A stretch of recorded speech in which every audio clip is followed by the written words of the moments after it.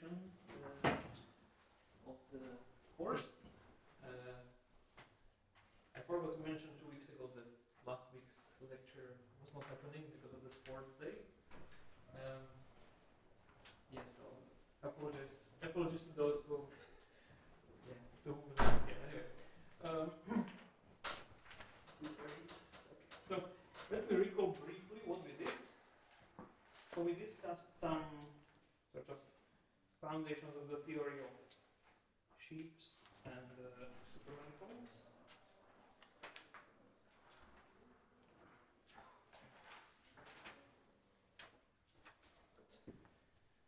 So let me start with the recollection. So it was 2 weeks ago. So I will just remind you of the notions. So we talked about sheaves, which is just a clever way to keep track of local data. So you have some open sets, and you have some. To each open set, you have an assignment. The sheaf is called F. So you have some set, a ring, or algebra, or whatever you like, group.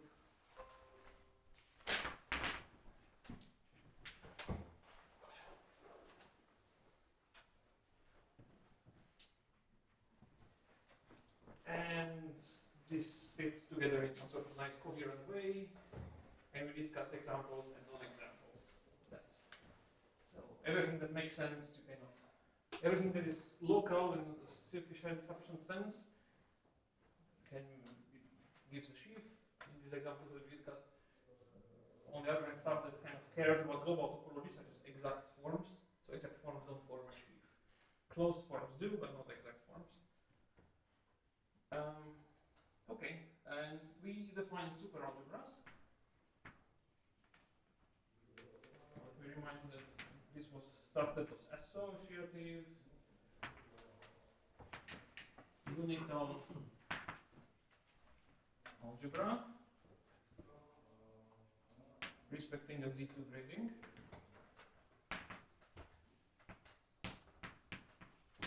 So there was even and odd. And it satisfies the commutativity property that if you swaps two elements, then you got a Cauchy sign for corresponding to their parities. And the example that we had was if you take a subset U, Rn, Rp, and tensor it with an exterior algebra on RQ, and this is an example of a superalgebra, where here you simply multiply the thing, so this is a commutative algebra, and then tensor with something that has this kind of great commutativity property. And in fact, these things form a sheaf over RP. It's a sheaf of superalgebras. And then we define supermanifolds to be precisely stuff that looks like this locally. So supermanifold.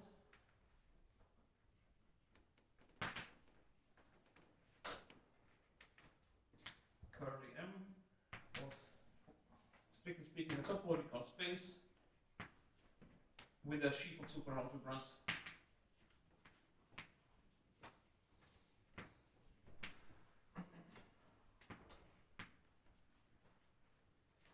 Which are locally of this form.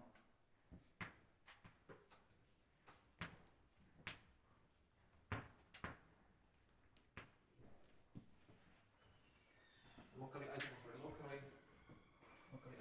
to this one. Better.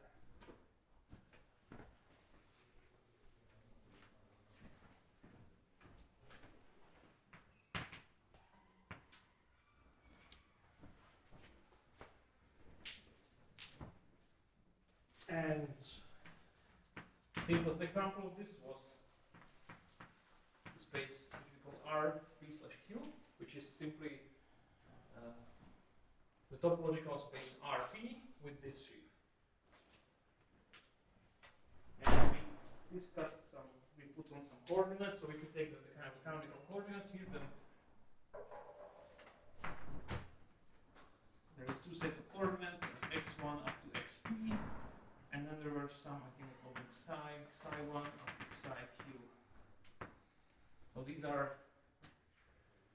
so if these things are coordinates canonical coordinates on RP, and these things are canonical, the basis elements of RQ, and together all of these things, they live in the algebra of functions on that space. So they live in here.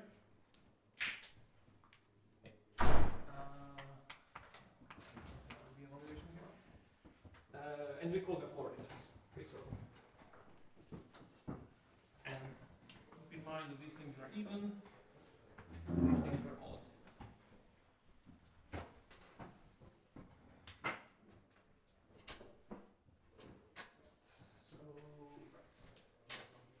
So that's this example. Then another example was if it starts with a vector bundle E over M. And you can form a supermanifold, which is denoted pi, capital Pi of E, parity shifted vector bundle E, and so this was a supermanifold.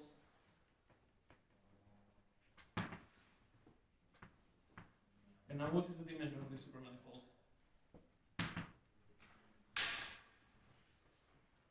So it should be a pair of numbers, P and Q. What is the even dimension of this? The first number is the dimension of M, and the second number is the rank of the vector bundle. Okay. The dimension of the fibers. Because here, locally, you can pick some coordinates x and I. Here you can pick some, let's say, frame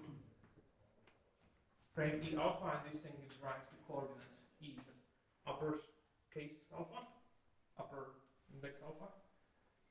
And those together form normal ordinary coordinates on the total space E.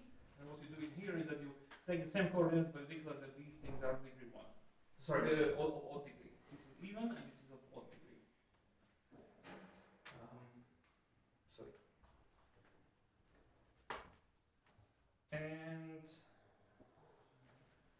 a couple more things. So we said the map of supermanifolds.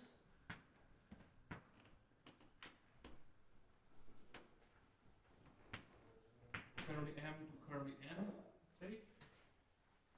So this was a pair consisting of two things. So first of all, there was a map of the underlying topological spaces, which we denoted with this kind of absolute value. The topological space. This and the sheaf of superalgebras is called curly M of M. Okay, so the data of a map of supermanifold is an ordinary map of topological spaces, so continuous map spaces. But on top of that, we need to do something with the sheaves, and the definition was that for all open set here, N, okay, this is open. We have the datum of a map from here. So we want to pull back stuff from here to here. So we have a map from the corresponding sections of the sheaf over the open subset V in here to the left. And where does it pull back on the left? It goes to, well, I didn't call it anyhow, sorry. But this map is called F, again an absolute value. So we use that map, look at the preimage of V on the left. Okay, so there, some abstract definition, and this was denoted. So if you take psi gets mapped to something we call pullback of psi by F. Okay, so these maps individually, when you apply them to elements, they were denoted by pullback, because that's what you should think about them. And maybe the quick sort of attempt of a picture is that if you have these two topological spaces, then there is some sort of sheaf, which I don't know how to draw, so I will draw some. There's something here. This is to be not taken too seriously. And then you have an underlying map like this, and then for each open set, you look at the preimage, and you have like some datum here, and you pull it back, and it gives you the datum here. And sorry, there was a condition when we wrote down such that condition for restrictions. But in fact, what we will do today is that we will try to go a little bit more down to earth, and we will see that this thing in fact boils down in coordinates to what you expect that it does, which is kind of not super immediate. But we will show that this actually descends to the stuff you normally think about typically. So we will get there in a second. Let me comment one last thing. So if you have M a supermanifold,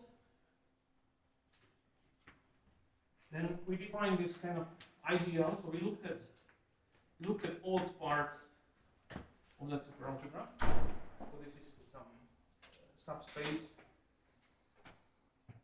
over every open set. This gives you a linear subspace of the subalgebra. And now we take the ideal generated by that. We call it I. And we showed that if you move this thing out, this is a sheaf of ideals.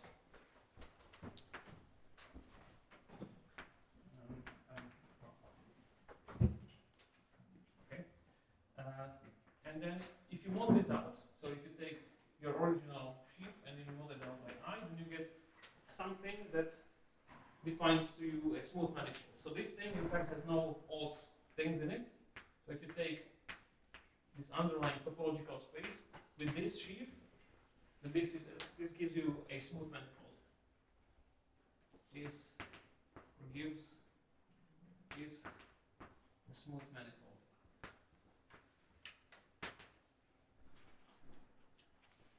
It's kind of like an alternative equivalent definition of a smooth manifold, where you describe a topological space and you talk about a sheaf of commutative algebras which is locally isomorphic to functions on U. So anyway, this was kind of, and this thing we called this manifold was called M reduced,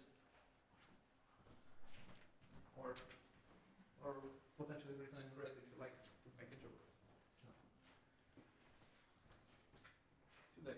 Should I do that? Okay. So this is for tomorrow.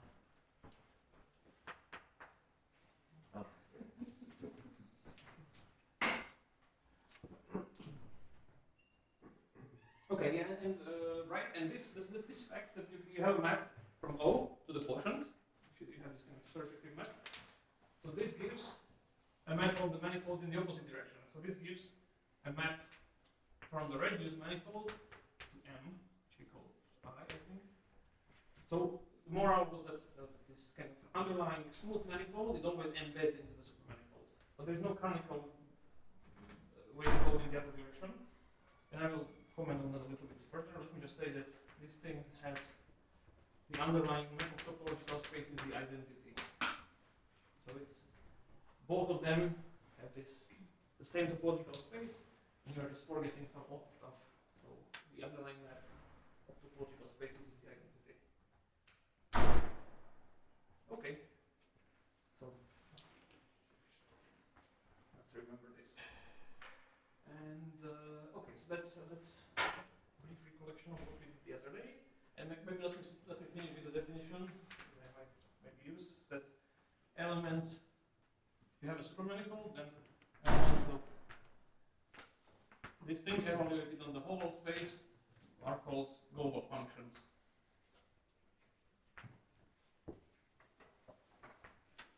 Can I know this definition? So those are sections of the sheaf over the whole underlying space. Okay, any questions? I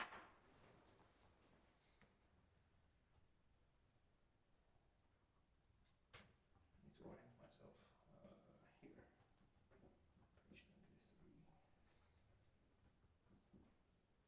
Right, okay, yes. Okay, good. Okay, now let's proceed. So the next thing is that I will mention this proposition that I keep talking about. So notice that, okay, maybe a catchphrase, that if you have ordinary manifolds, then you can describe maps concretely in terms of coordinates. So for instance, for ordinary smooth manifolds,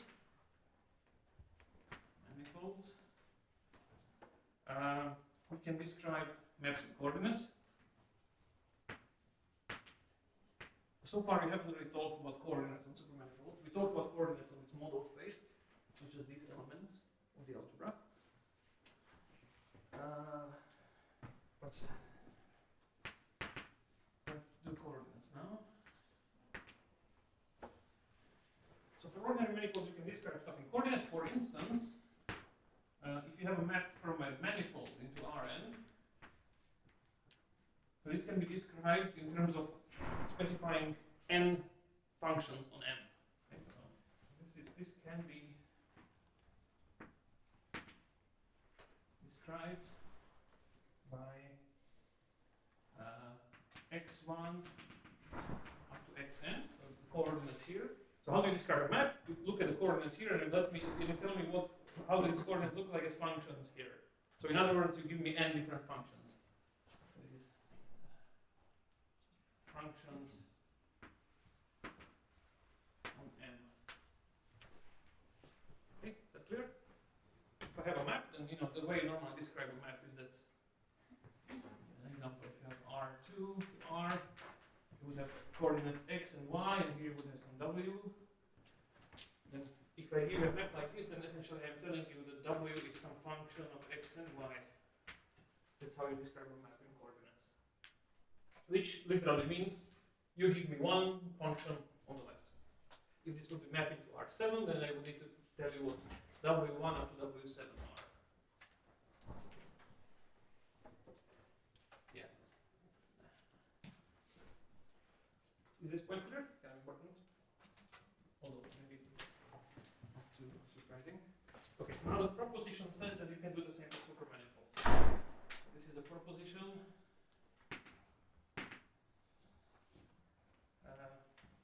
I understand that so this is a special case of a more general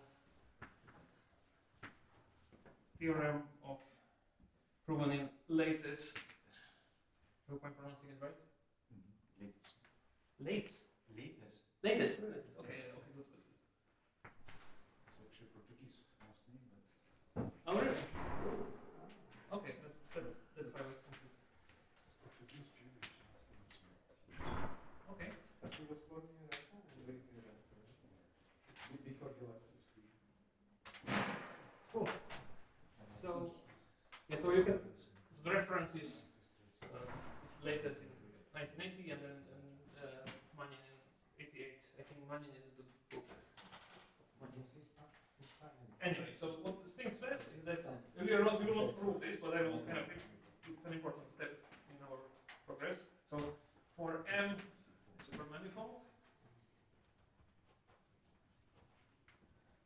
there is a one-to-one correspondence.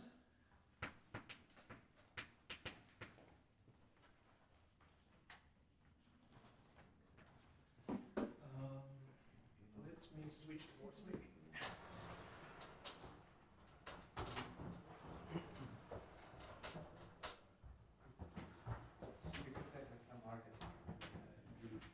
Okay, so there is a one-to-one correspondence, something similar to that.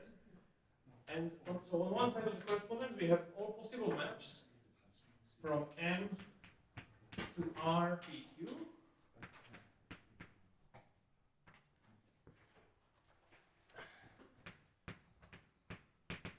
And on the other side, there is a set of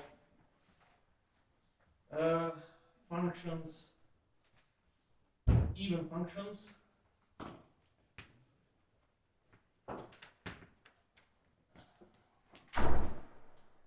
let's say x1 up to xp, and odd functions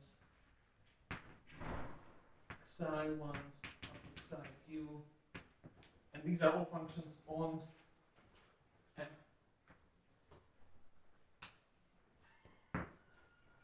And what do I mean? Okay, when I say function, I really mean like the thing I just defined. So a global function in this case. So even global.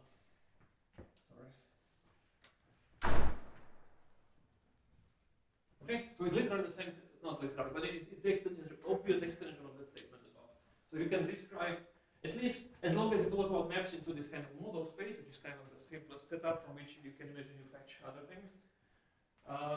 You can describe this thing in terms of coordinates. So you just specify functions. And this tells you that this map of supermanifolds that we define here in a very abstract case. So this is a special case of a more general map of ring spaces. So it boils down really in coordinate charts into what you kind of like as a, if you are a person that prefers to work with coordinates, which is kind of convenient in supermanifold setup. So maybe let me one remark to this is that so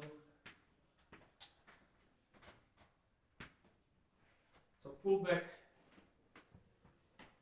So if I want to go, let's say, from the bottom to the top, if I have these kind of, if I have chosen set of x's and xi's, and I want to pull back a function, let's say psi, that lives here.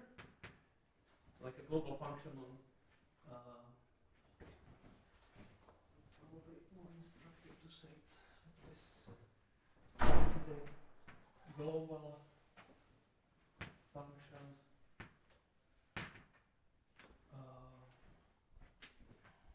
on RPQ, and we know what those are, right? That's this thing. So, yeah, right. That's all right.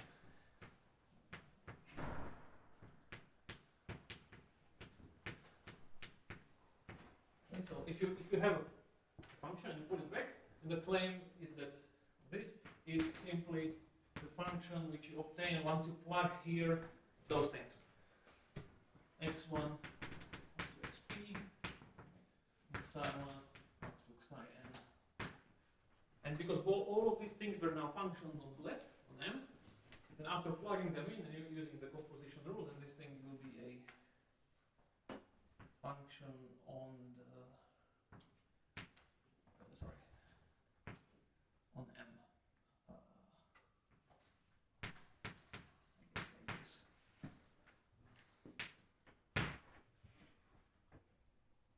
So this thing tells you, okay, so this is just like formally, if you know how to pull back coordinates, you know how to pull back all the functions. You just take your function, which was some function which depended on a bunch of coordinates, a bunch of elements in here, and you just plug for those things your coordinates. And that gives you a function on the left. A bit formal, but. So do you intentionally put the upper and lower indices on the side? Oh, no, sorry, thank you. Yeah, that's very Very good, yeah, no, thank you. Good point.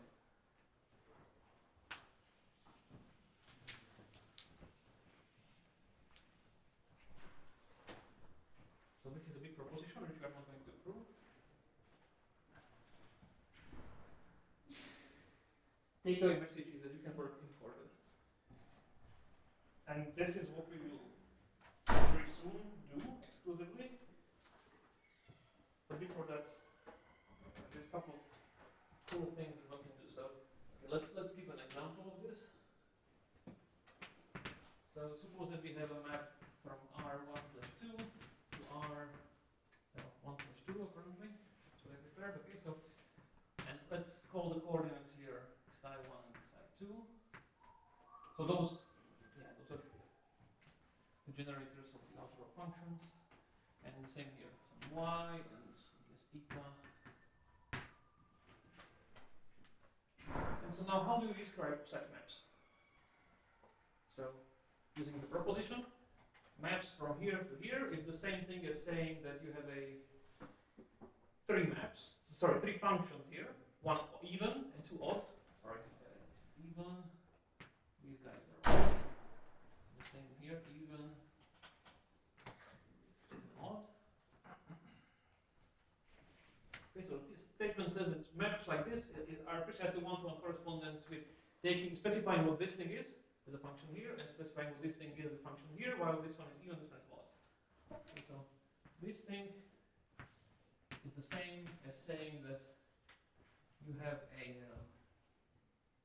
y and eta 1 and eta 2 described as functions here. But we know what functions here are, right? They are just stuff that you can build out of these guys. Okay, so let me write it first like this.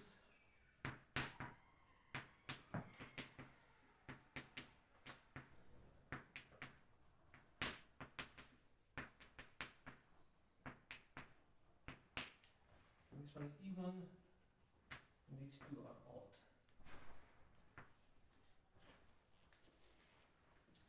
Okay, but now we can be more concrete. So because okay, so this is a sort of game that I can ask you to do. So yes, does this proposition tell you that you can describe a supermanifold N by local isomorphisms to RPQ? yes, I will mention that in a second, but I will essentially just say what you did. Yeah, yeah. So there is an equivalent definition. So this proposition.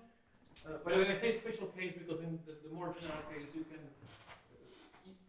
Here I had maps into this one. In general, you can have maps to open subsets of this one. And this is kind of more technical, so I didn't want to do that. But you can look at the book if you're very interested.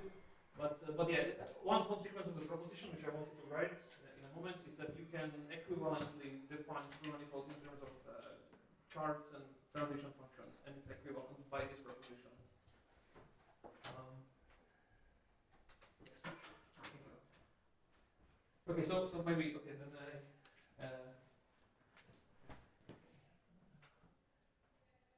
just say this. Okay, so I already used the space. So let's see. So knowing that we have specific guys, one even and two odd guys, what is the most general function f that we can have here that is even and that is built out of these ingredients? Any suggestion for a function like this? Function x and the product. Very good.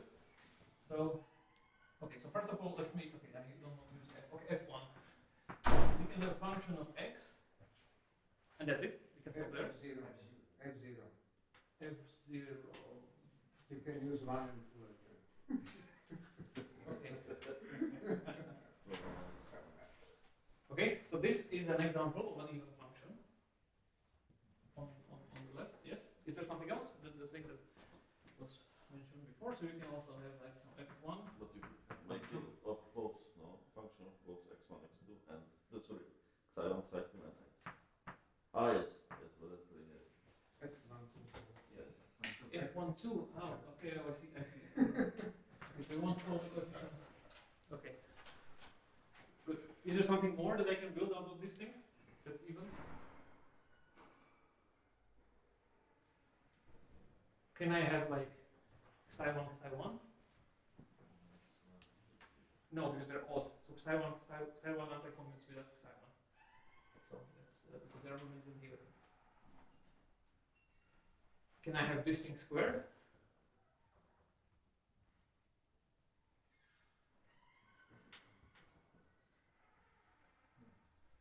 No.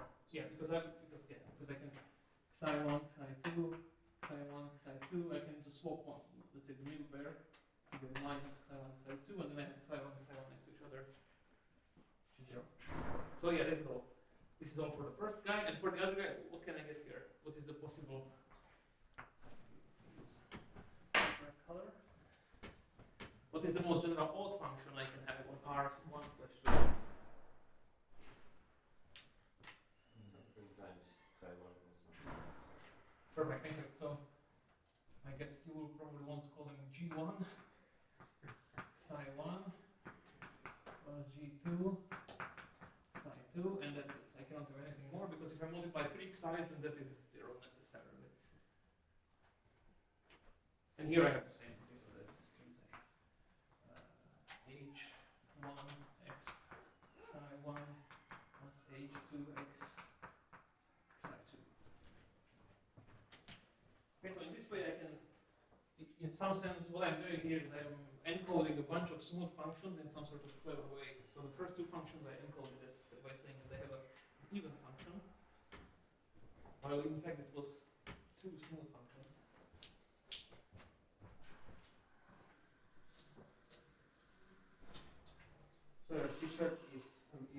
function and your terms are odd function. Sorry? Your terms are odd, is odd function and t-shirt is a green function. Right.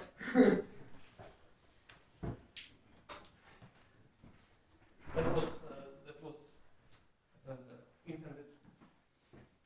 That's where's the pants?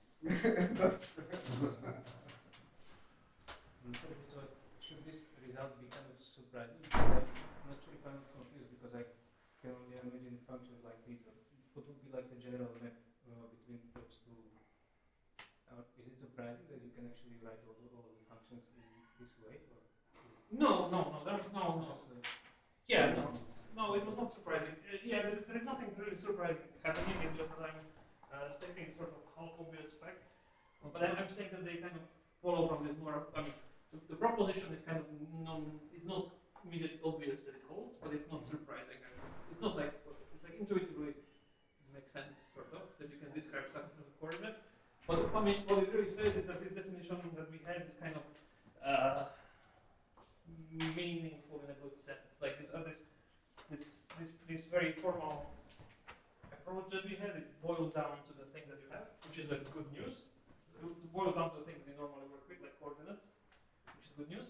You mean the definition of the map? Yeah, and yes.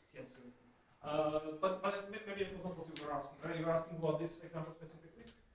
No, just generally, yeah. Yeah, generally, no. Yeah, it's not shocking. Okay.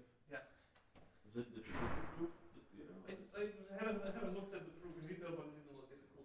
So maybe historically it started like this with local description, and then maybe some no, or was it This, I think behind maybe the reason was into the local coordinates, but then when they was writing the definition, they started with algebraic definition of some scheme, super scheme, and then yes. it's one.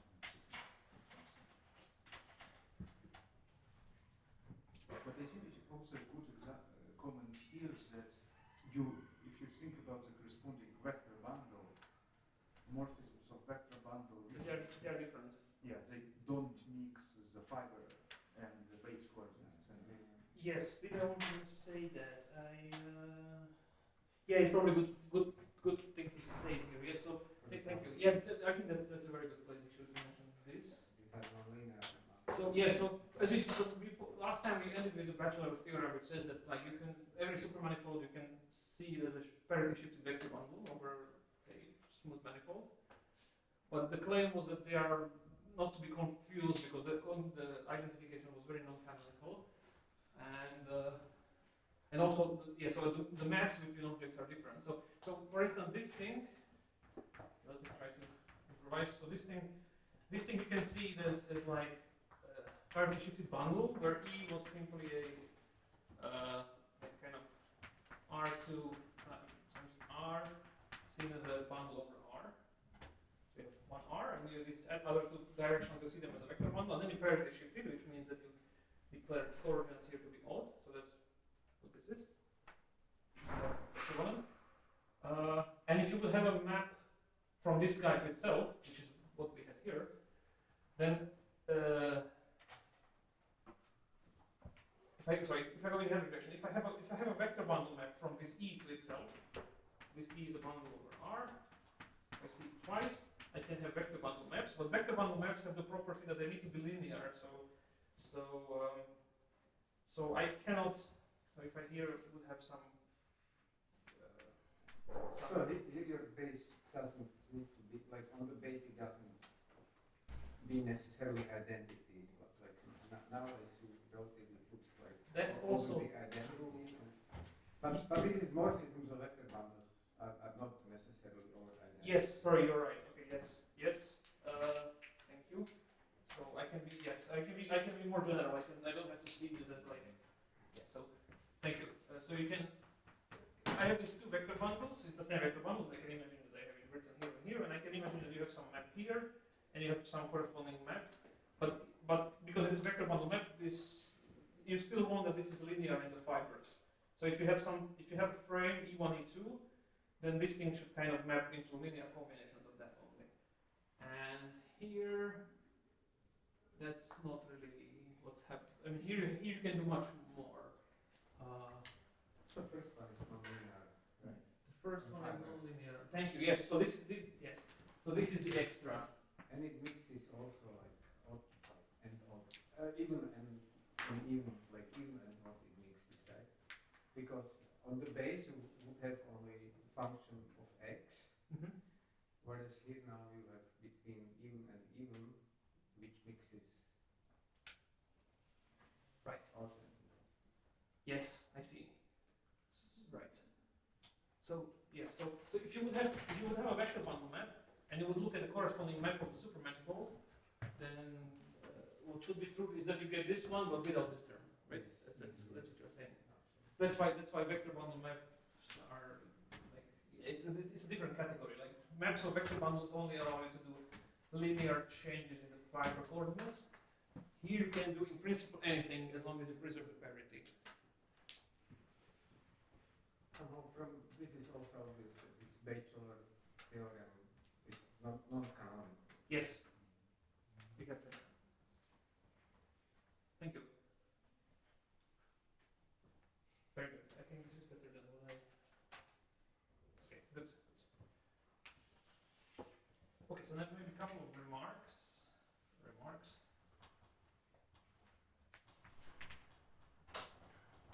One of them I already mentioned, so one can generalize the theorem. This I mentioned just for completeness. One can generalize the proposition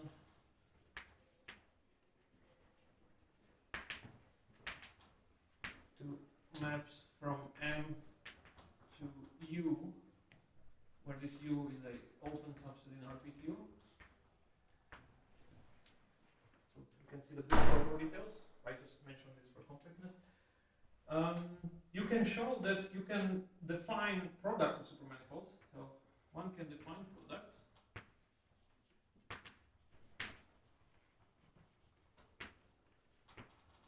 Supermanifolds.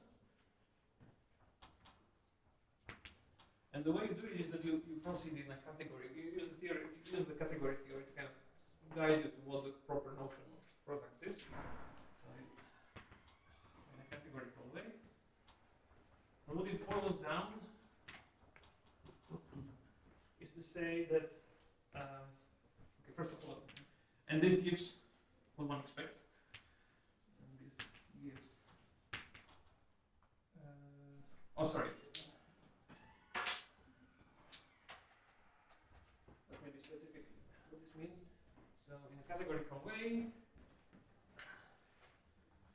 i.e. and so you want that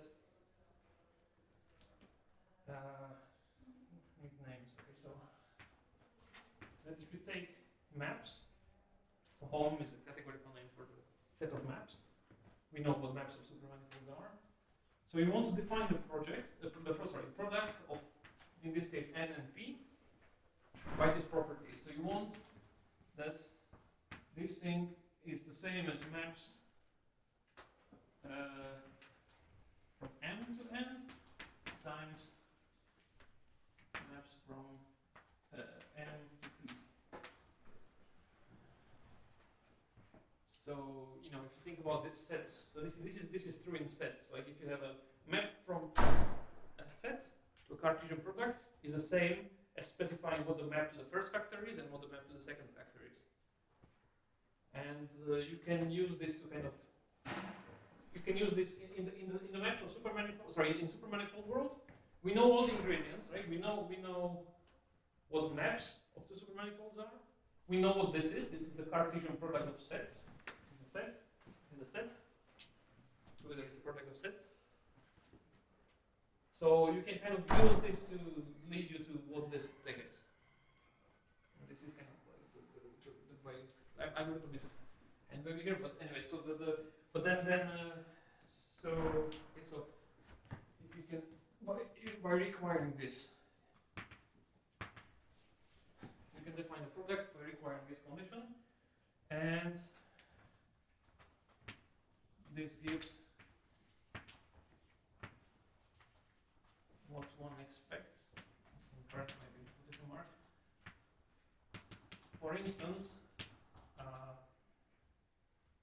if you have U an open subset in PQ and V an open subset in ST, open,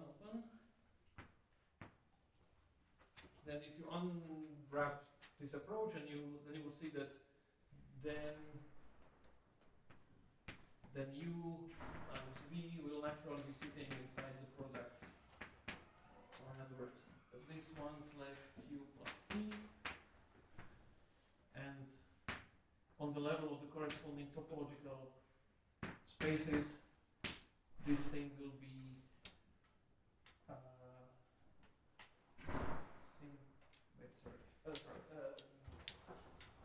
and the base of that space will be simply the Cartesian product of the corresponding topological spaces. But maybe more concretely, so in particular, if you have a Cartesian product of RPQ and RST, and this thing will give you exactly R Q plus S and Q plus T.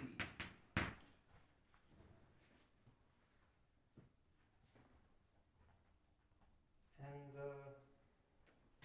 okay, yes. So and the reason I'm stating this as a remark after the proposition is that if you look at the last thing here, this is what the proposition tells you. That it tells you that if you want to describe maps from some space, so for instance, this one. Oh, sorry, I need to switch. Yeah, sorry. So if you want to describe maps from M to R to the, what do I want to say? Sorry, I'm looking here at this categorical property of product. So maps from M into this times this by the proposition above. Once more. Maps from M to this thing by the proposition above is the same as specifying a bunch of even functions and a bunch of odd functions, which is the same as the right hand side, namely specifying a bunch of these functions and a bunch of these functions. So yeah, okay. So yeah, that's kind of where you use the proposition.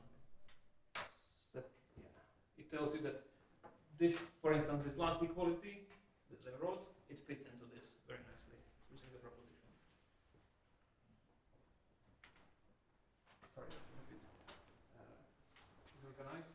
Hopefully, it's okay. Okay. Now I need to jump to here. And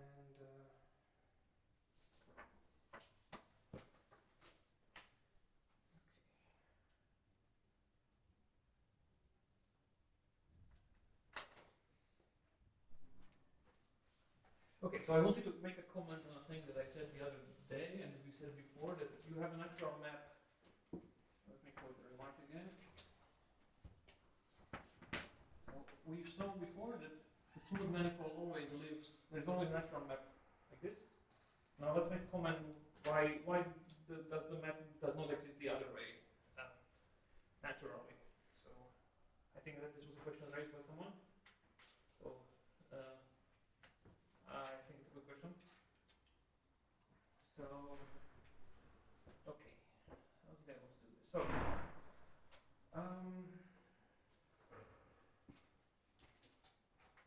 right. Okay, so suppose first let me comment on this map in coordinates a little bit to see kind of a coordinate-ish approach. So, suppose that we have two types of coordinates. Suppose that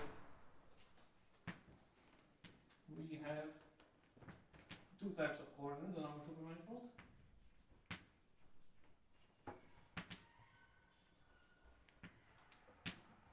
So we will have some xi and xi alpha, even and odd. But we will also have a second set of coordinates, which will be some tilde coordinates. So let's say those ones and those ones.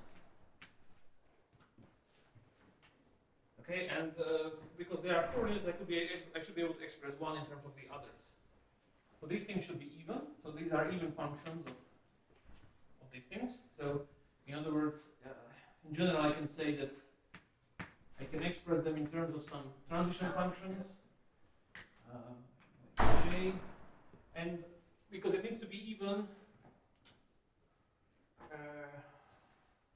Okay, this is a remark, so let me be a bit schematic. So you can imagine that I put some even number of psi's in there. So let me just kind of go in a quick way describe it like this. Okay, so because this thing should be even, so I am describing in terms of something like this. Okay, so the transition, this should be an even function of these guys, so it could depend on x in an arbitrary way, but it could only have even numbers of size. Okay. And same thing here. I mean, more properly, I should really say that. Okay, let me be more proper. So, this was mi alpha beta. Psi alpha psi beta plus f alpha b psi gamma delta.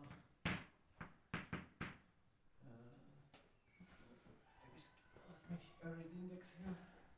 X psi alpha, psi beta, psi gamma, psi delta, etc. And in the second case, I have the same, but with an odd number of coordinates. So.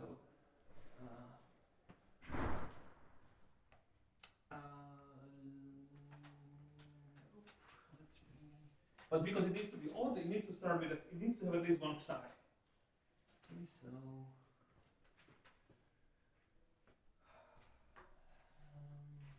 maybe okay. Sorry for this. Let me put J here to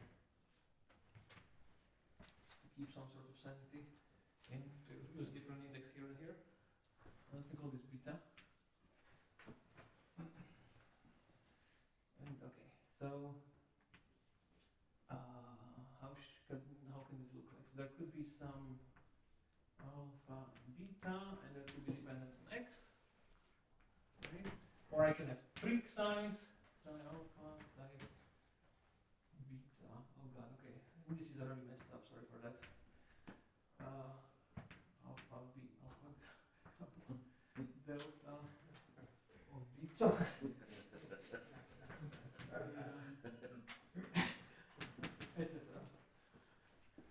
This will be corrected in the journals, hopefully. Okay, so this is how these transitions look like in principle in general.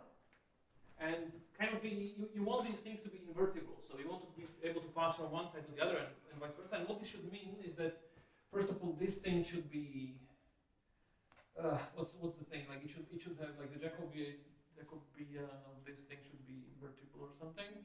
But more importantly here, remember, this thing is a matrix in alpha beta, and this needs to be invertible. Okay, this is just to say that this is different coordinates, so I should be able to pass one way or the other. So if you break it down, what it means is that in principle this higher order stuff can be whatever it likes, but this needs to be invertible. And the reason I'm saying this is that it follows by looking at the coordinates. So setting psi alpha to 0 for alpha is equivalent to setting psi tilde beta to 0 for all beta. Okay? Okay, so I apologize for those who don't like coordinates. I try to kind of develop some sort of way to remember, like for instance, why the map does go this way and not the other. So the reason is that okay. So if you look at this, why is this true? Why is this implication true? So if I set psi to 0, why is it the same as setting psi tilde to 0? Well,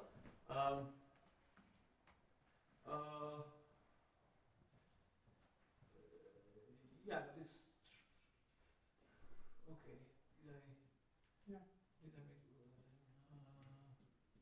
make wait? Why is that? No, you just set psi to 0.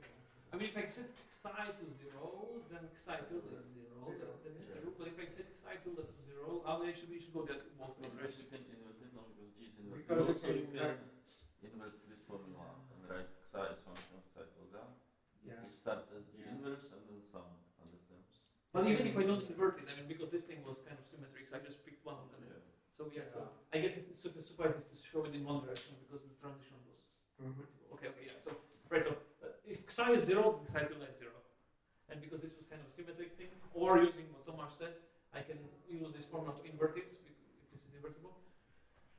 It works the other way around. Xi tilde is 0 implies xi is 0. So now it's handy that 0 is even and odd as well. Right. Otherwise it wouldn't do that. Yeah, that's a fortunate fact of life. So the thing to remember is that setting both coordinates to 0 is a consistent thing to do. I mean, that's what I remember. The consistent thing. Probably a little bit more. It's an algebra more. Yes. Which one, sorry? It's an algebra more, right? You mean Size. setting size to 0? Yeah. Yes. Right. Yes, because Algebra. algebromorphism is specified by sending the coordinates. Coordinates, yeah. It's a constant thing to do. And so if you imagine that you have some sort of picture that this would be, if this were normal coordinates, and this would be a manifold, and I'm setting that there is a canonical way to set a bunch of coordinates to 0, which is the different way of saying that you have a submanifold. And that's this M radius inside M. Isn't that the similar thing as, quotienting? Yes. That's what It's the we, yeah, that's what I, yeah, it is exactly the same thing, yes. So it was not necessary to do this at all, I just wanted to mention. Yeah, the idea of Yeah, generated by X's. yes. Yeah, this is literal, I mean, the way we describe this map was by taking the quotient, which goes on to the same thing. I don't know, I just want to be a bit, I just want to repeat that I'm using coordinates. Arguably, maybe not the same thing, but still. Can you see on the level of coordinates that you cannot do the other way? Yeah, I'm going to do the other way. So that's the next.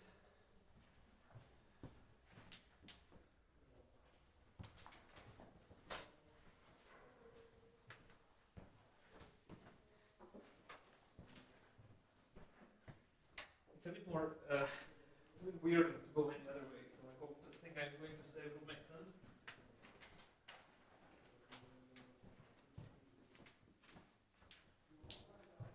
So why is there no natural math going in the other direction? Well, if you think abstractly, then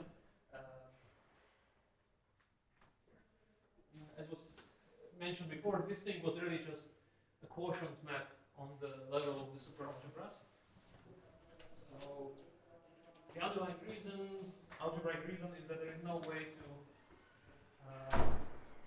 if you have a map, if you go to from some algebra to its quotient, then there is no canonical way to go back, or I guess in general not even a way to go back. So that's kind of the, abstractly speaking, why this doesn't work the other way.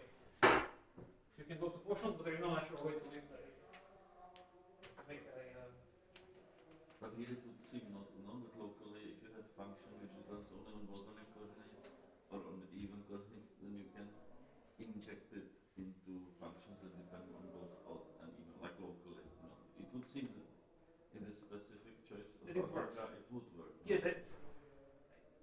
Yes, I mean we know by Bachelor's theorem that you can do that globally. That there is always the Bachelor's theorem gives you a, if you find an isomorphism of the supermanifold with this shifted tangent bundle, there is a natural projection to the base.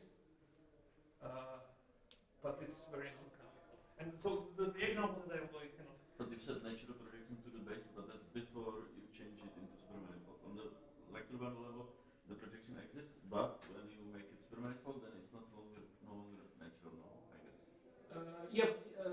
Yes, no, because our identification with vector bundle was not natural. Yes. Yes. So the word natural is only for the vector bundle. Yes.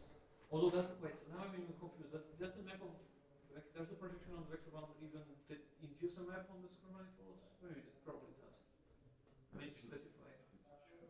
I mean, if you fix If you fix identification, probably. But anyway, whatever. So okay. So the example that I was thinking of, like to kind of make this more explicit. So conversely,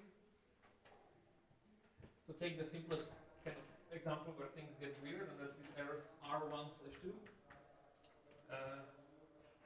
And so we can have two coordinates. We can have like x, psi1, psi2. And let's pick a different, I'm not being very concrete, so very concrete setup. So we have this thing, and now I will pick a different set of coordinates. And where I will take these guys to be the same, but I will add this psi1, psi2 to the new x tilde.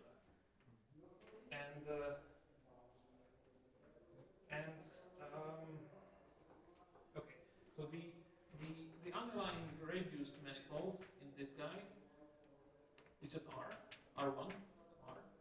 So this sits inside, and this is described by a single real, even ordinary coordinate.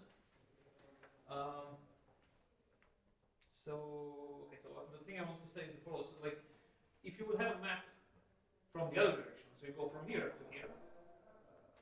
Let's call this coordinate somehow, I don't know, W.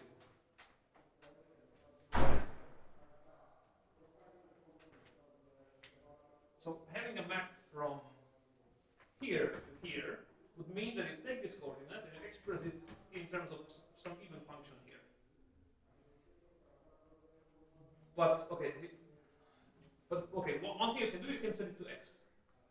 A different thing you can do, you can set it to x tilde. And they are different because x tilde is different from x.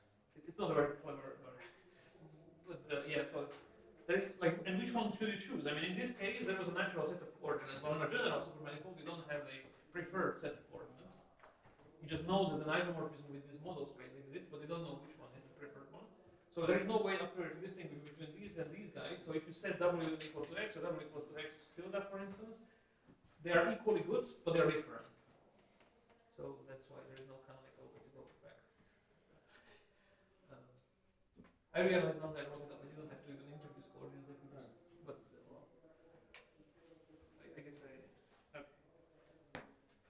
And yeah, maybe abstractly speaking, okay, that's a second attempt to explain, is that although these, okay, in coordinates, let's do, so these guys are different, so the algebra, sorry,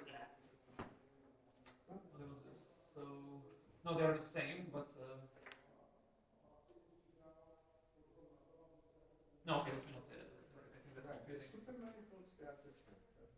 Supermanifolds are the same, yeah, but But then, if you factor out the idea of... yeah, okay, that's what I wanted to write, so let me write it. So, if you take this one, this is the same as the tilde thing. And the stuff generated by this, and generated again, okay, this is a bit hand-wavy because here I can have arbitrary smooth dependence next. But let's pretend everything is polynomial for the next 30 seconds. Yeah, so if I factor this thing by the odd guys, and I factor this one by the odd guys,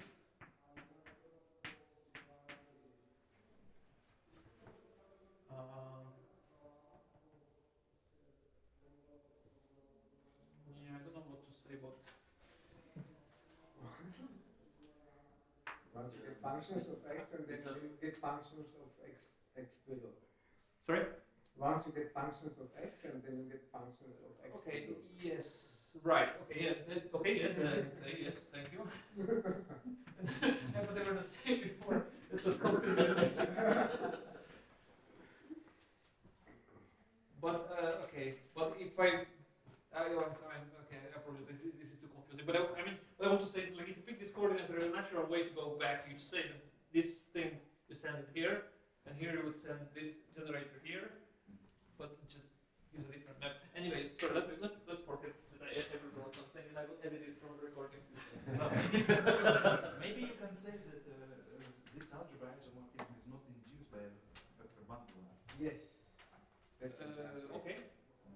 Right. Right. This is the registration. because it has this psi1 psi2, no? Sorry? Before you said that if there is this psi1 psi2 term in the transition function, then it doesn't come from the vector 1 map. It doesn't. Yes. Yeah, So it's exactly this kind of mixing.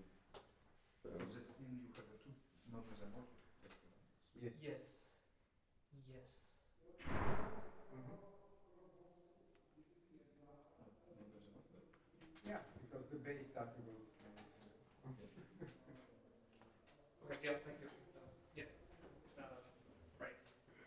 So yeah, maybe I should write like the underlying thing that like that we had this idea generated by the old stuff, and the way we constructed this map was that we took this quotient. So this last arrow was this map, and this is a short exact sequence, and the claim is that there is no canonical way to go back. That's no canonical splitting of the sequence. That's the reason why there is no canonical map. Anyway, maybe I should have just said this. Okay. Now that everyone is sufficiently confused, there is kind of a bit more exciting stuff. What is that it exists? It exists, yes. It even though- doesn't need always exist, right? No, it doesn't. No, but by Bachelor's theorem we know By Bachelor, exactly. it exists. Even globally.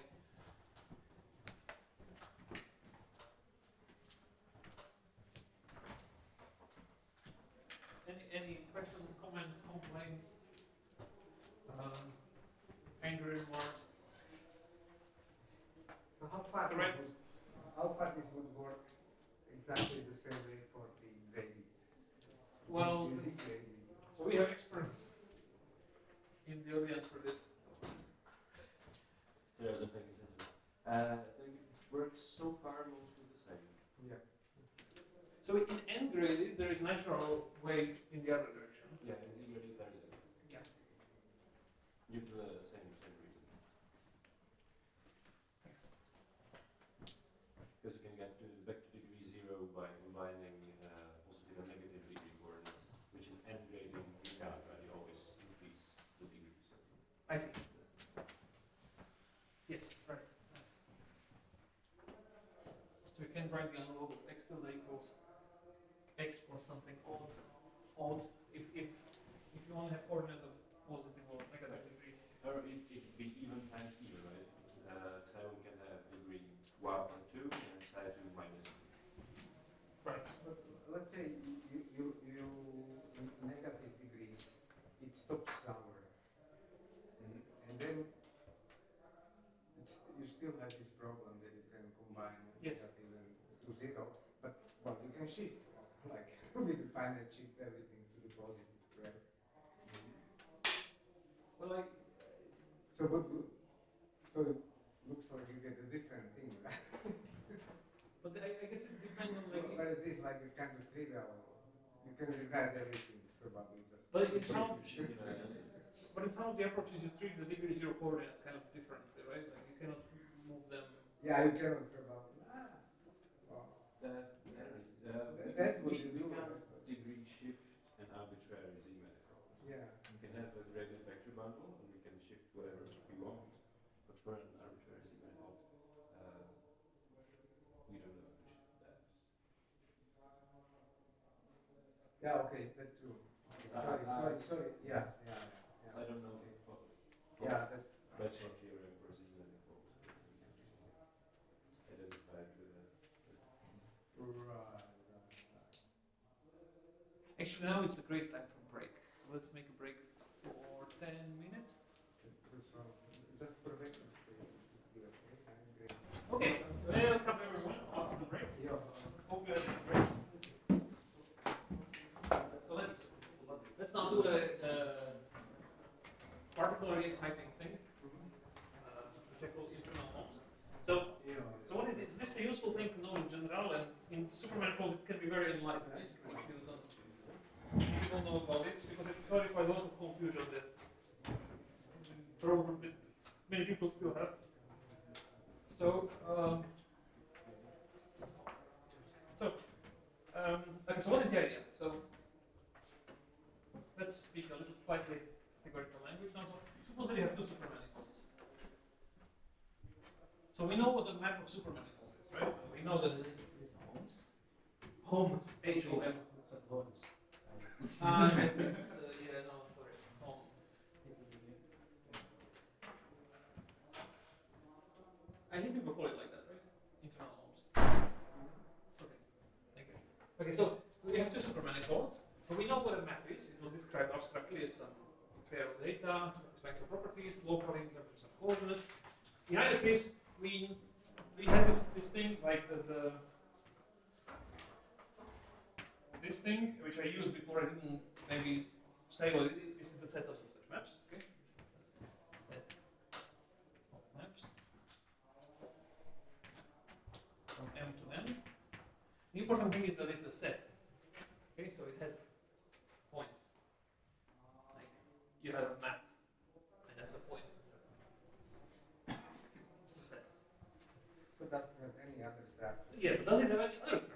Like, for instance, if this was a topological space and this was a topological space, then we know that the maps do have also, they do, right?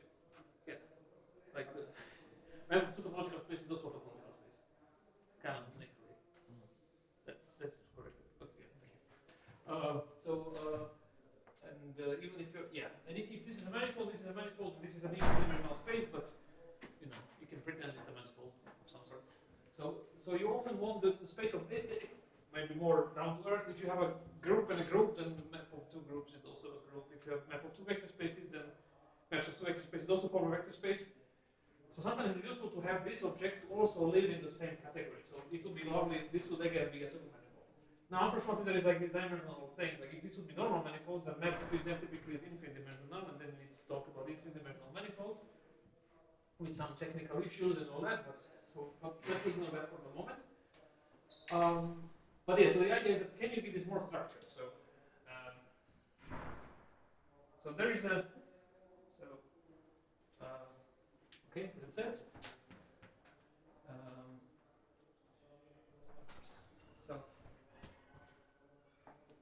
But there is a way to, and I will say try. There's a way to. That's bad English. Sorry.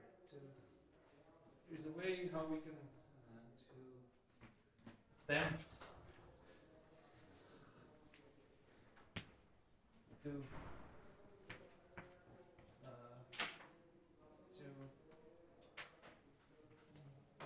build a supermanifold of maps.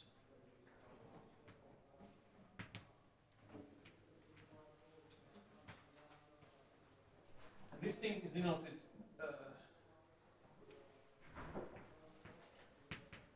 I believe people denote it by putting an underline here. It's called an internal home, which means that it's a home internal to the category. So it's a home which itself lives in the category. And importantly, this thing will be different from the, so the underline is important because this thing is different from this one. But yeah, so what I want to do now is like I want to describe how to try to build this. When I say try or attempt to build it, I really mean the only thing that fails can be this infinite dimensionality. So because I only talk about finite dimensional stuff, I don't want to talk about the technicalities of infinite dimensional stuff. If you don't care about technicalities, then feel free to ignore the attempt to anything. Pretend this works. But funnily enough, we will see an example that you can have a non-trivial space here and here, or sorry, here and here, and you can build a supermanifold which is still finite dimensional sometimes, which you will see as kind of the main example of today. Okay, cool.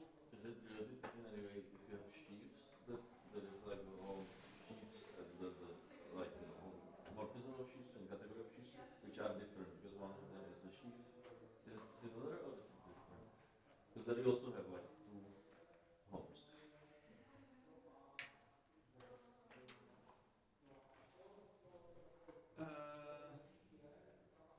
I don't remember. Sorry. Yeah. Okay. There was some logic. More or less the same. Okay. But you know, if you don't remember sheaves also with vector bundles, now you can have vector bundle. If you have vector bundle E and F, you can take vector bundle that every fiber is like dual of E tensor with F. That would be kind of the sheaf. And then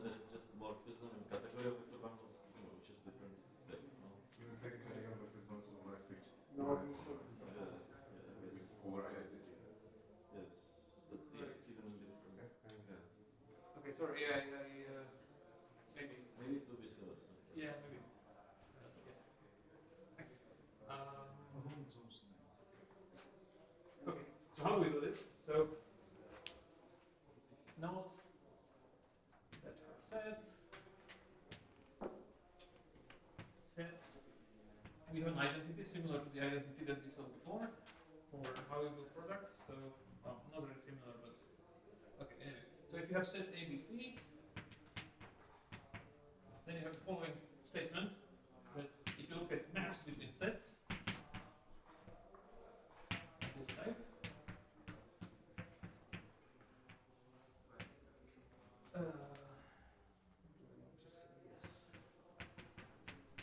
Maybe I should have written it.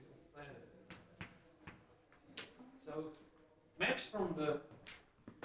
match from product to something is the same as maps from A into the maps from B to C. Does everyone believe this?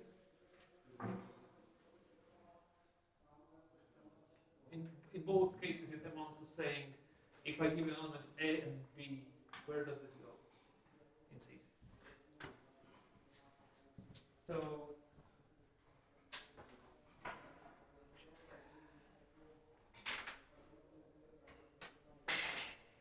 okay, so the kind of or in other words, since we are mentioning categories, should I read this? So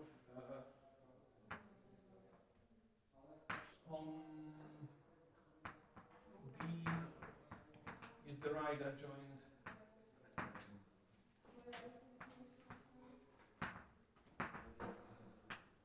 So once maybe a good thing to is like once you think of functions of two variables as a function in one variable with values in functions in the second variable. Right, thank you. Right, yes. Yes, so functions of two variables, which will be this, is the same as function in one variable and then also depending on some other variable. This is called currying, thank you. Yeah. Okay, yeah, this is just a categorical way to say this. So for supermanifold, we can start from this and use this as a definition. So for supermanifold, we can try defining this home. In this case, okay, I need to switch letters. So from N to P, I guess, we underline home as the thing fitting in the following, as the thing satisfying a similar thing. So home from M to home and P, home from M times N into P. Okay, so notice these. Sorry, I shouldn't have underlined all of it, right?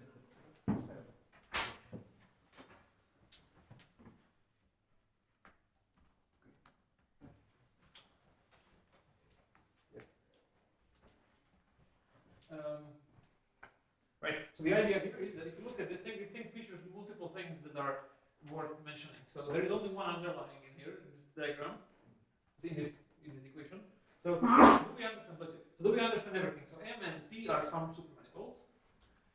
We know what a Cartesian product is, or I mean we commented on it before, so now we believe we know what it is. We know what home is. It's simply the set of supermanifold maps. So the only unknown in this is this thing in here in the middle.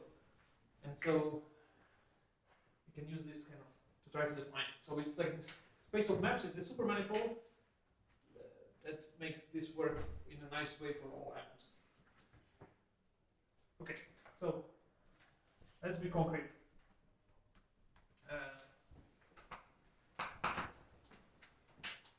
So let's say we want to study maps from parity shifted real numbers to real numbers. So, I mean, what do I mean? I mean, real numbers, you can see them as bundle over point. We just shift it. So this is the same. This thing is the same as R0/1, and this thing, won't be fancy, we can put 1/0. Okay. So what is the space of such maps? So first, according to our definition, according to the proposition that we have, how do you describe a set of maps into RPQ? You pick up, for each coordinate here, which there is one, you have to assign a function here of the corresponding parity. What are the functions here? Okay, so what is O of, what are functions here? We are interested in global functions, so global functions are the ones in which I insert the whole thing. Okay, it's going to look unnecessary formal. So this is the point, which is the base of this. It's the radius manifold for this space.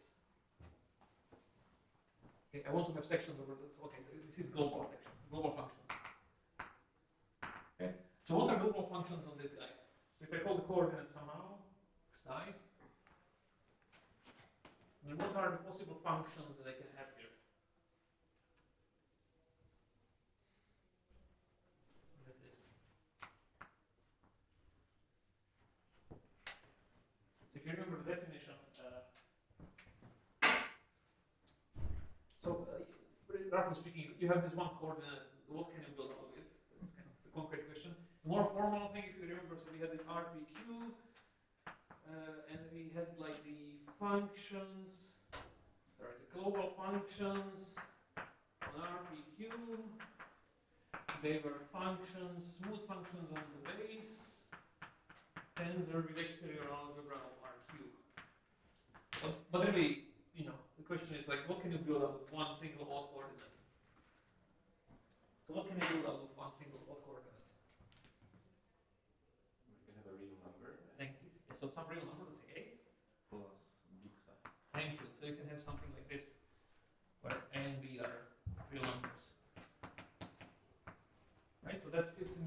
So RP for us, RP was a point, so function there is just a real number. So real number tensor wedge of R. And that's precisely wedge 0 and wedge 1. Wedge 0 and wedge 1. Okay, so now which ones of these are all even? Which term is even and which is odd? This is even, this is odd, very good. So now, going back to the proposition, I have a single real coordinate here, sorry, a single even coordinate here because of x, and I describe all possible, all maps here are characterized by specifying one even function in here. How many of them we have? Well, precisely R worth of them. So just these are the, so this is R. Okay, given by, this is the A. This is specifying these guys. For each real number we have a function. Is that clear?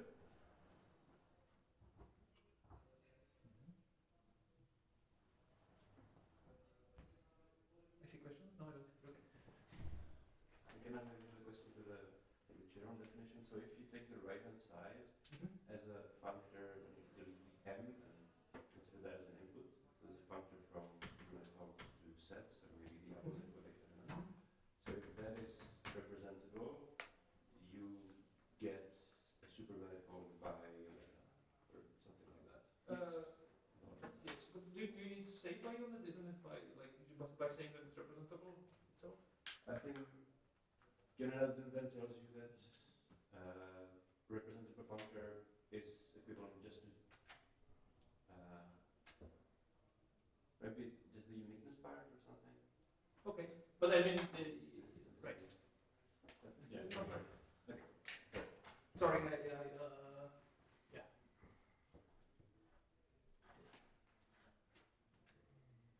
Supermanifolds are representable functors. Yes. Oh, and you're saying that's your middle. Okay. And then we use united with construct. Okay. Okay, great. so now what is the internal home in here?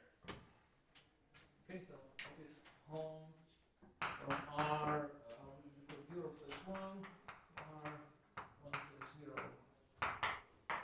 Okay, so it should be some supermanifold.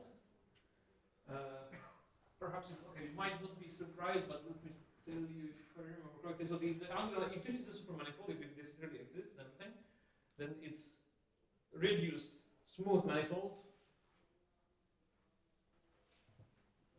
will be this one. Does that make sense? Okay, let me not say that. Correct. Yeah, that sounds right. But since I okay, anyway.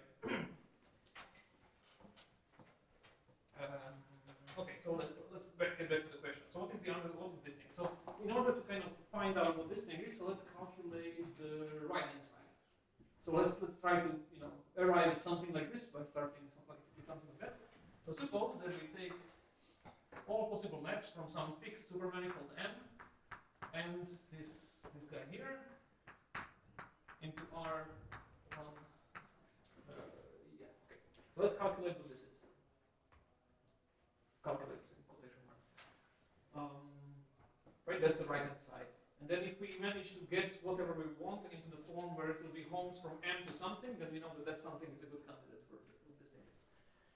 Okay, so let's calculate what this thing is. So by proposition, what is this thing? So let's make names again. So this is the coordinate here was called xi, coordinate here was called x. Although maybe we don't make this one. Doesn't matter. So what does the lemma tells us? The lemma says that the proposition says that in order to describe functions, what you should do, you should look at the coordinates here. There is precisely one, and it's even, and you should assign an even function on the left. So how does an even function on the left look like? Well, it can look like f plus g times xi, where f is an even function on M, and G is an odd function on M. Okay, there is okay,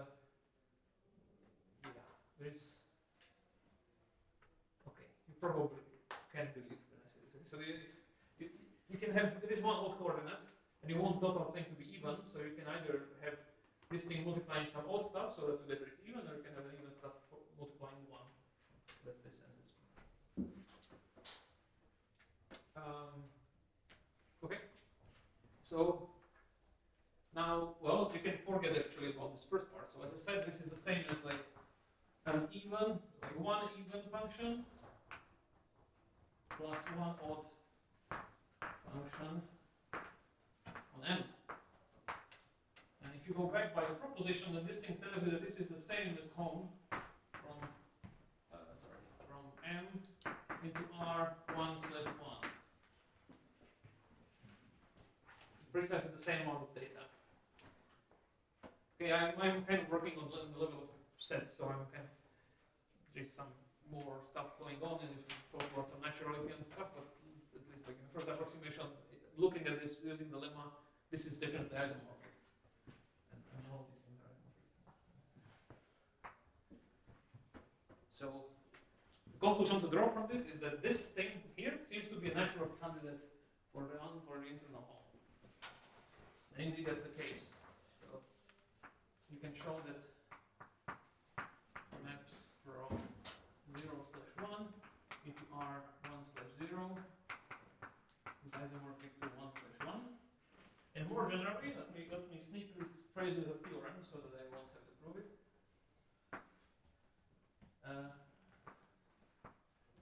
If you have maps from R01 to any supermanifold even, internal home, this is the same as okay, let me not be too hasty. Let me take M to be, this is a smooth manifold, ordinary manifold.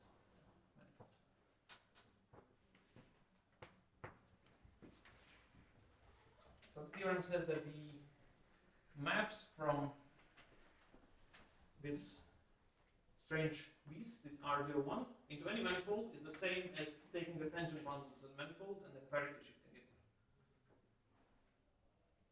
is a cool thing because both of them are like a positive dimension, and yet the space is still finite dimensional.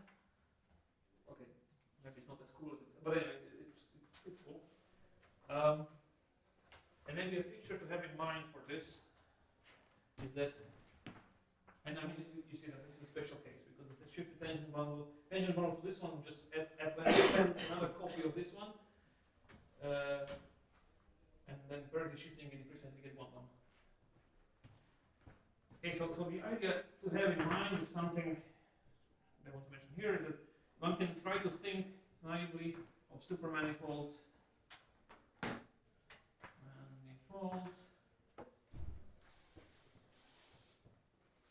I'm sorry, think of all directions as being infinitesimal. Okay. Think of odd directions, or like odd coordinates, as infinitesimal. So oftentimes it's useful to kind of think about your reduced manifold or something. And then the real supermanifold is something fuzzy happening in the infinitesimal neighborhood of that one. That's so something fuzzy.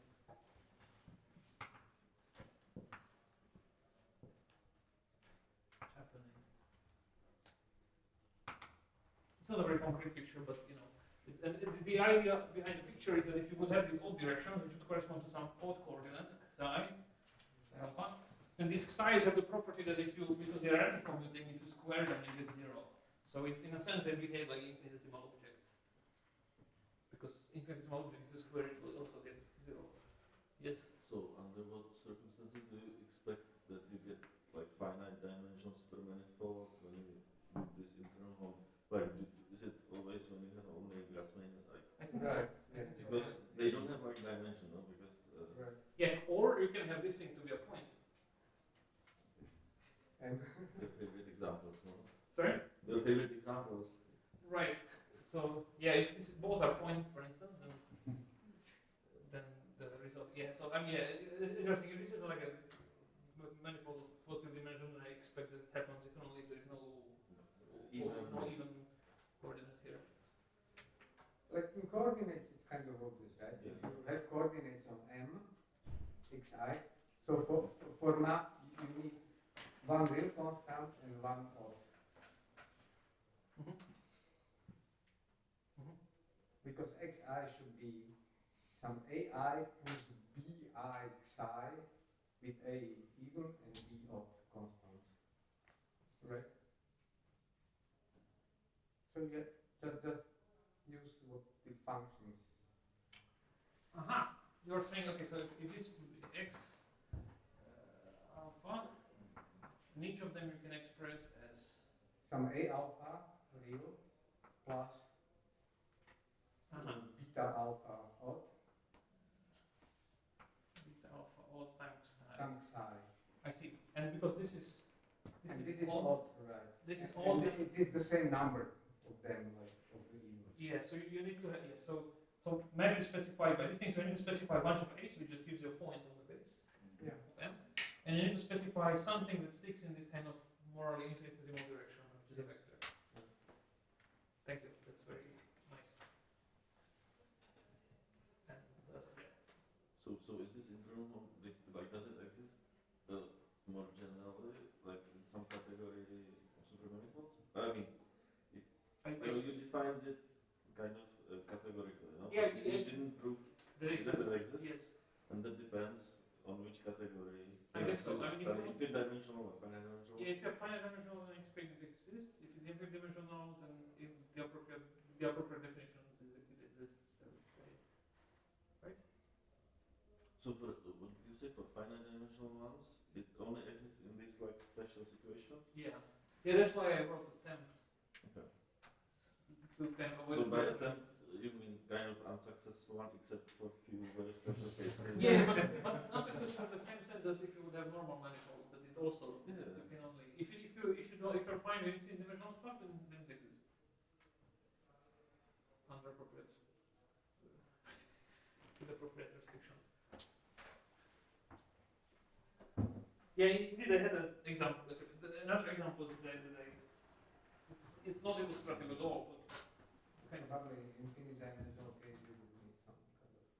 Frechet manifold, right?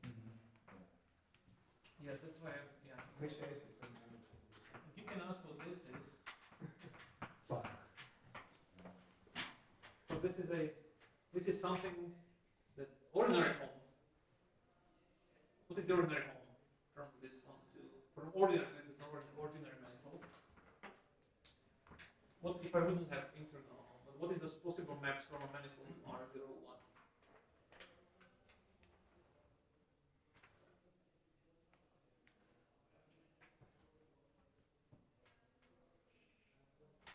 This is the thing that has no even and one odd coordinate. So, let's see, it's something 0. Well, a point like this. Or 0. Anyway, it's a point. I mean, there is no 0.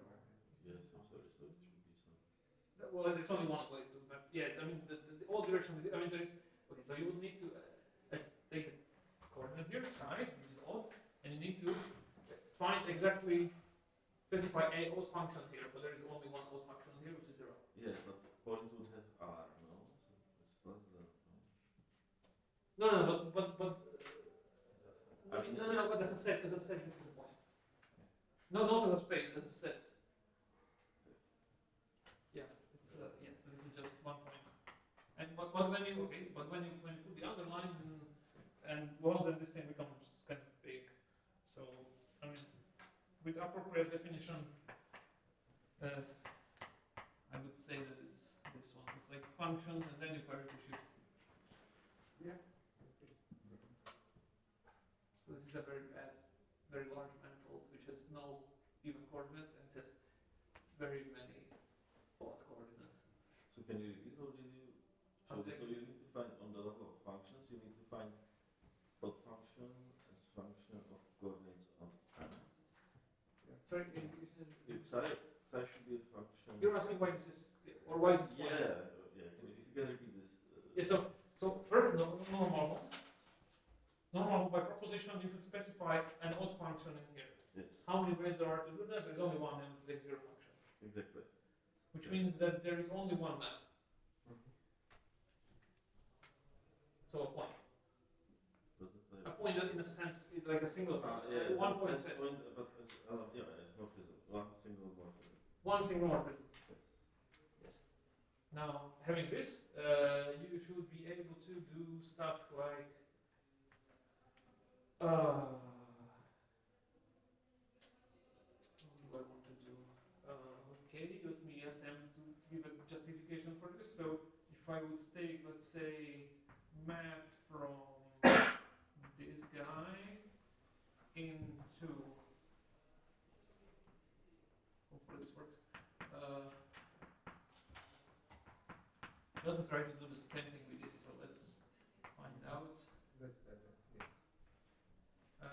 Let's take a special kind of probing manifold to be this one.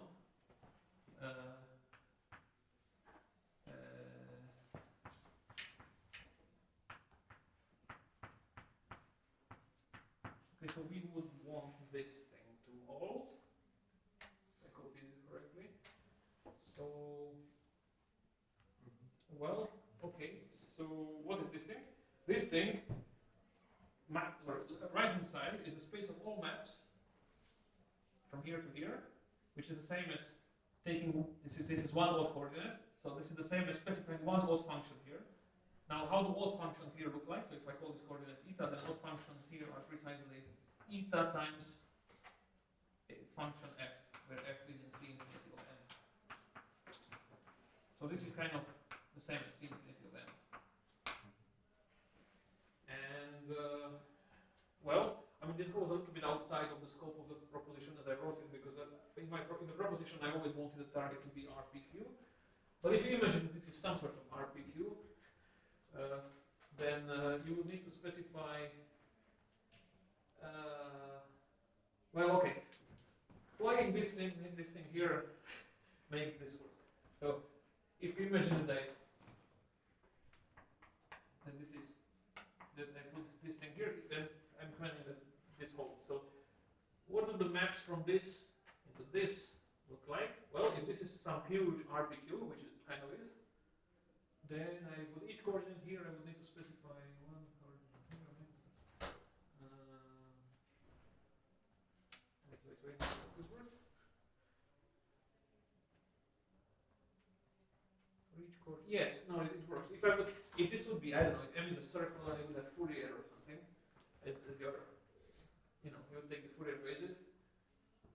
Then for each basis element, you need to specify an odd function here, which always looks like eta times a number. So for each basis element, you specify a number. That's the same thing as the Fourier series again, the whole thing. So that we get this back. This gets infinity. So this is infinity. That was very fast, but does that make sense? Kind of. I put in quotation mark anyway, so I'm not required to justify. Before you define this pi on vector bundle, so how do you think of this? What does it mean pi of C infinity? Oh, it means that it's a huge vector bundle over a point. Okay, so It's a vector the bundle. fiber is C infinity. Okay. Yes, this is still a vector bundle. Okay. And yeah, thank you. Yeah, I didn't talk about. No, that's what I mean. If I take a vector space and I parity shift, then given that I don't introduce anything else, I really mean that you take it as a bundle over a point. Okay, good. Is everyone happy? Happiness is tangible. Okay, so then excellent. So we are nearing. There is one more remark I wanted to write in this abstract setup, and then I will proceed to work in the way I actually use these things, and that's working coordinates. If you think about this example and think of R01 as a vector space with one generator psi, right? Then you get the right answer, right? Shifted functions. Sorry? Then you get shifted functions.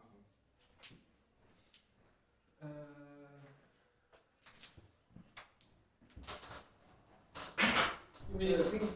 R01, yeah, like a vector space with one basis element psi. So then each function from a manifold to this vector space is a multiple of psi by a function.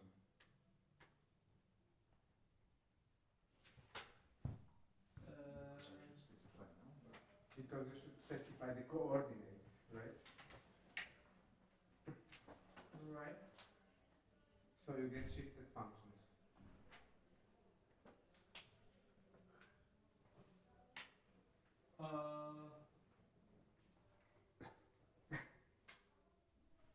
Then I have a vector space with one basis element psi, and function from n to this vector space should be multiple of psi, depending on point m. So it is a function on m which specifies the coordinate. Okay.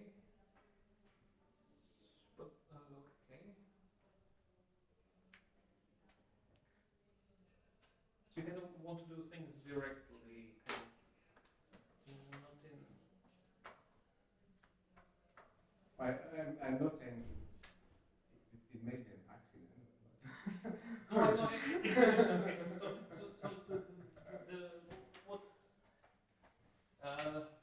kind of so the thing I did here was kind of trying to go like through the definition maybe in a too painful way, like what's No, but don't worry. No, I think it's a very good point. So like So I think ordinary home from manifold to vector space.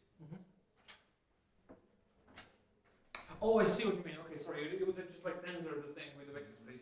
Functions on that with the vector space. Yeah. Yes, that's nice. Okay, yes.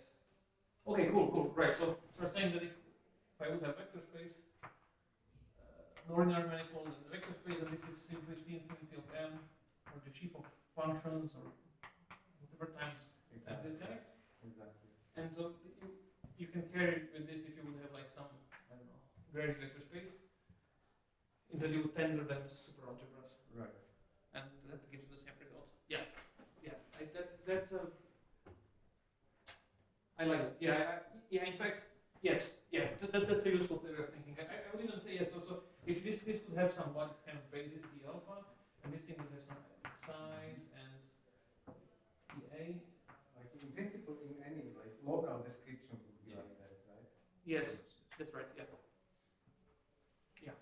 And yeah. No, I should have. I really should have said it. I quite like this thing. So yeah. And if you want one equivalent way to say that also is that you say that in order to describe like the internal home here, you need to assign to these coordinates here some functions in here, and so well.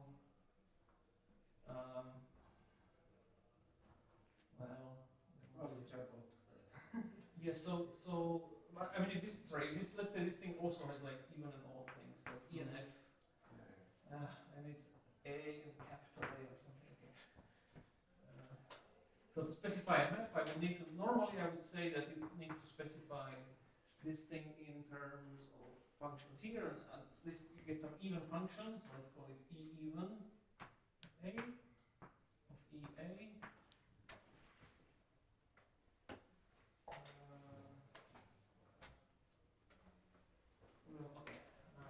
And you would have some FA to be some FA odd of EA. Sorry, and psi alpha. This is how you would describe normal maps without internal home. And with internal home, what you are doing is that you are allowing the kind of probing. Exactly. Yes. You're allowing this kind of thing on the left that probes your space by you're allowing kind of extra stuff which comes from what if you would have like some new stuff which would also have like some odd coordinates. So we imagine that there is like some auxiliary p which is odd. Then you could also add this thing to be t times e odd.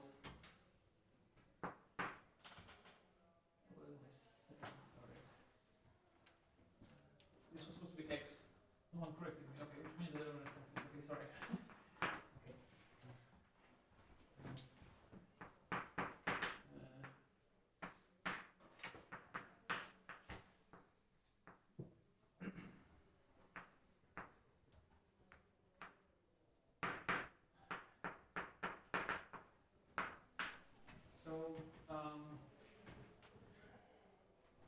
Okay, well, let's try to make this coherent.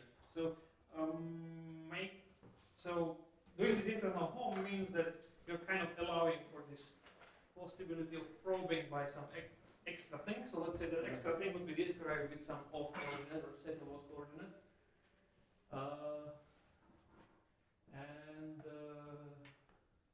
if I write something like this, then you see that I have like two more things popping up. I have some odd functions and some even functions here, where normally it will be odd and this will be even. And this is kind of responsible for like the inflation of this space. Like it's suddenly larger. It has like these extra bits. This will be like the even part of it, and this is like the odd part of it. Yeah, I should have prepared this a bit better. But this is kind of like a quick way of thinking about why suddenly you have.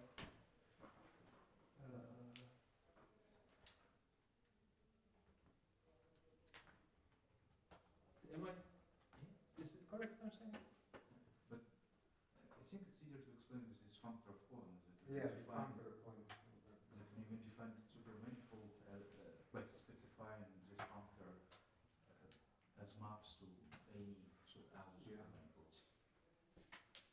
Okay, so let me try that. Which is the next thing I have prepared. So, and this is the one. This then concludes this. So like supermanifolds is a representable sheet by itself, right? Okay, so if M is a supermanifold,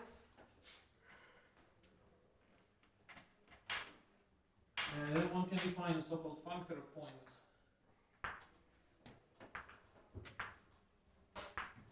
Or its functor of points.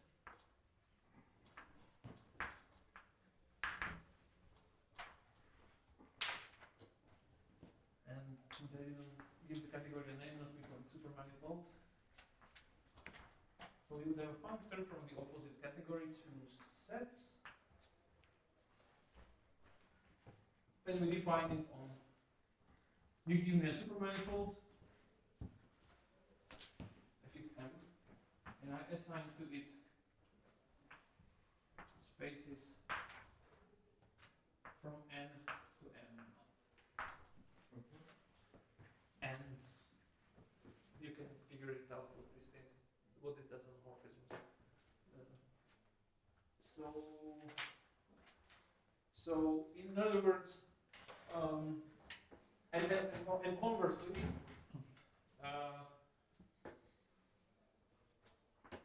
no, okay, so yeah, so if you have a manifold, then in principle you know what maps into any other supermanifold look like. This is not underlined on. This is really the set of space of maps. And similarly, so often it is easiest to define a supermanifold by specifying this functor as some abstract functor, and then proving that this functor is representable, which means that it actually exists as a supermanifold M, such that the functor is this. So often it is easiest to define or construct a supermanifold via its functor points.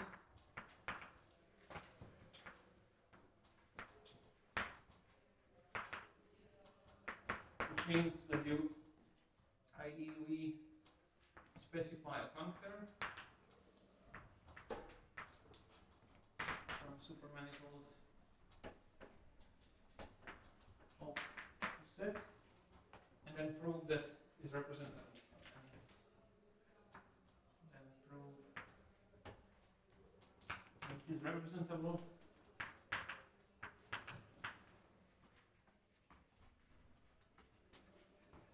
i.e.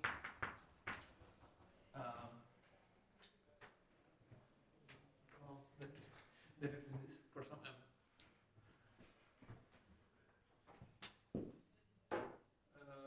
What should I write? I.e. it is isomorphic.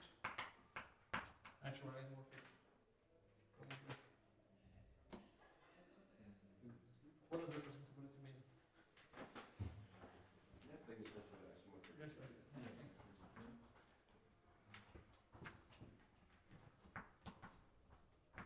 To one like above.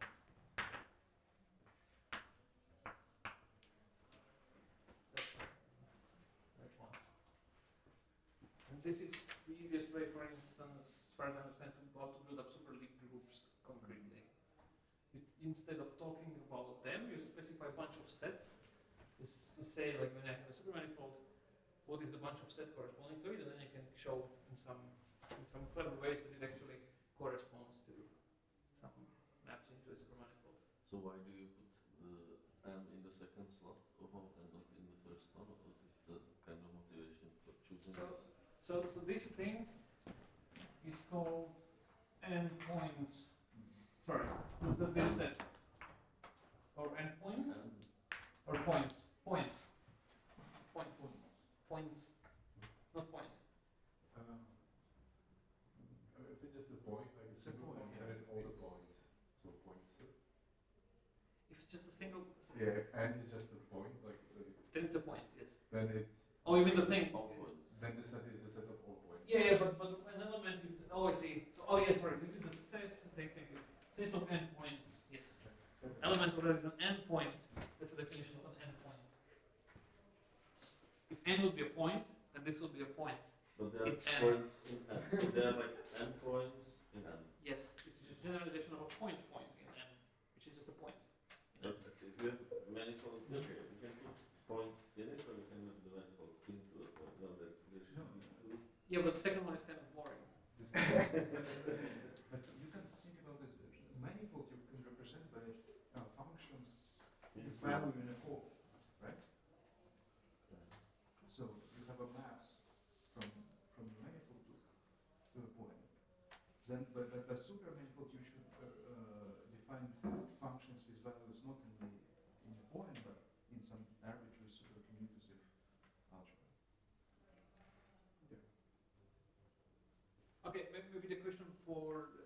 Okay, so having now this formatted this definition, what was it? How would you easily see the construction of the internal homes from this? Or you're saying that it's No, you don't. No, but that example. that example.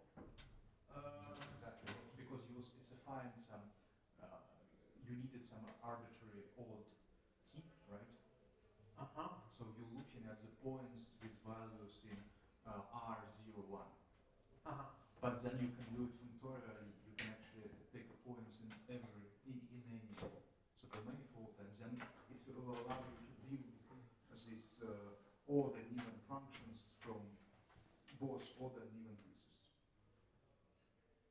So this is what you constructed here. It's points in R01. Yes. Right. So this would be like the R points, and this would be R01 points. They're described by these maps, set of these sets, these pairs of things. I think you take values in the Grassmann algebra of T, right? Yes. So Yes. you're looking at the maps, at the homes into it's into R01. Oh, both of these. Oh, so all of this. Yeah, all of them. Right. So okay, so you're saying that the thing I wrote here, this is the set of R01 points. Yes. That's this. I see by this definition. Nice. Oh, okay. And then the kind of underlying claim would be that to reconstruct the internal home, the only thing you need to know is the set of these points. Well, you can the claim is that you can define the structure of supermanifold on this internal home. In this particular example, using the smallest theorems that you can look at only are RPQ. This will define it. And then for every RPQ you can write this explicitly. So you will have a representative functor, and then hence it's a supermanifold. I see. But in this case, it suffices the 0, 1 thing. Yeah. Oh, okay. I see. Okay, thank you. Thank you. Was illuminating for me. Maybe. Thank you. Yes. Can I ask maybe? Yeah. So, first question is, if you can find some M that represents your functor, is it unique?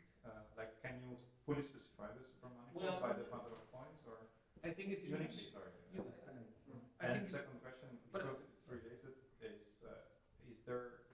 So do you need to test it on every n, or is there a generating?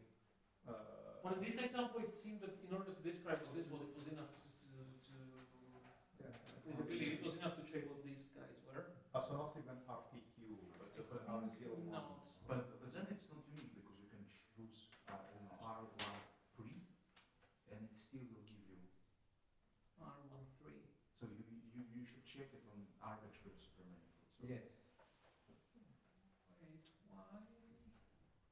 Well, because that's what is the representative functor. Well, yes, but okay. But like as far as the information goes, if I know what this thing is, then it should give me the whole thing. Sorry, I know what the thing.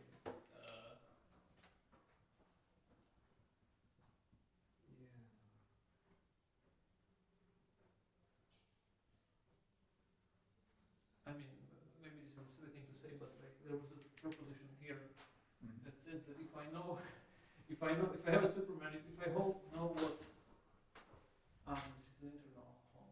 Yes, it's interesting. Okay, but without the internal home, I apologize, it's getting a bit wild, but so,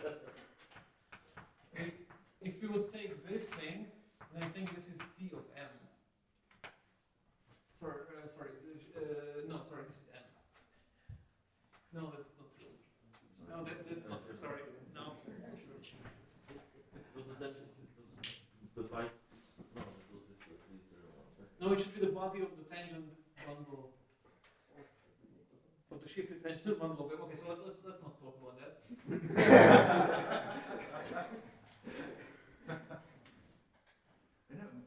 Maybe the motto should be you should consider functions with values in some Grassmann algebra, but you don't specify which one. So you don't say the dimension. Yeah. Because the moment when you specify the dimension, everything becomes too easy. For example, it comes from this integral system business. Because supersymmetric integral systems, they really should be formulated in this factor of points approach. Otherwise, if you specify Grassmann algebra where everything lives, you can split your integral system in one nonlinear equation and a bunch of linears. Right. Right. That sounds right.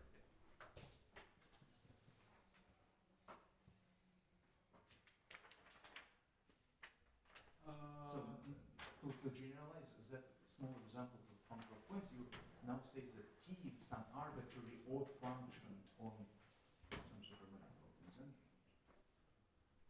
you will get the same result because t is on odd function and it's fine. Right.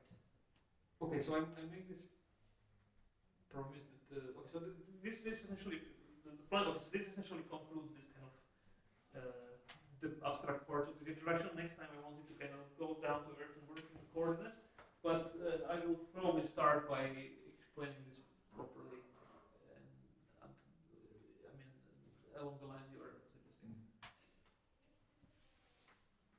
Probably just saying what you just said.